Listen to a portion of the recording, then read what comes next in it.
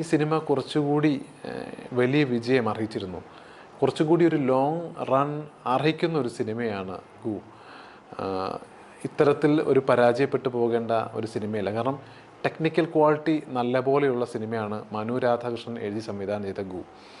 മണിയമ്പള രാജു, നിരഞ്ജ് മണിയമ്പള രാജു, സൈജു കുറുപ്പ്, ദേവനന്ദ തുടങ്ങിയ താരങ്ങൾക്കൊപ്പം ഒട്ടനവധി പുതുമുഖ നടീനടന്മാരും അഭിനയിച്ചിട്ടുണ്ട് ഈ സിനിമയിൽ. അവരെല്ലാം തന്നെ അവരുടെ റോൾ ഭംഗിയായി ചെയ്തിട്ടുമുണ്ട്. പിന്നെ എടുത്തു പറയേണ്ടത് നിരഞ്ജ് മണിയമ്പള രാജുവിൻ്റെ പെർഫോമൻസ് ആണ്. അദ്ദേഹം ചെയ്തിരിക്കുന്നത് ഒരു കോമഡി ക്യാരക്ടറാണ്. അയ്യേ എന്ന് പറയിപ്പിക്കാതെ വളരെ കൈയടക്കത്തോടു കൂടി അദ്ദേഹം ആ കഥാപാത്രത്തെ ചെയ്തിട്ടുണ്ട്. ചെറി എന്ന് പറയുന്ന ക്യാരക്ടർ കോമഡി ചെയ്യാൻ പ്രയാസമാണെന്ന് വലിയ ആർട്ടിസ്റ്റുകളൊക്കെ പറയുന്നത് നമ്മൾ കേട്ടിട്ടുള്ളതാണ്.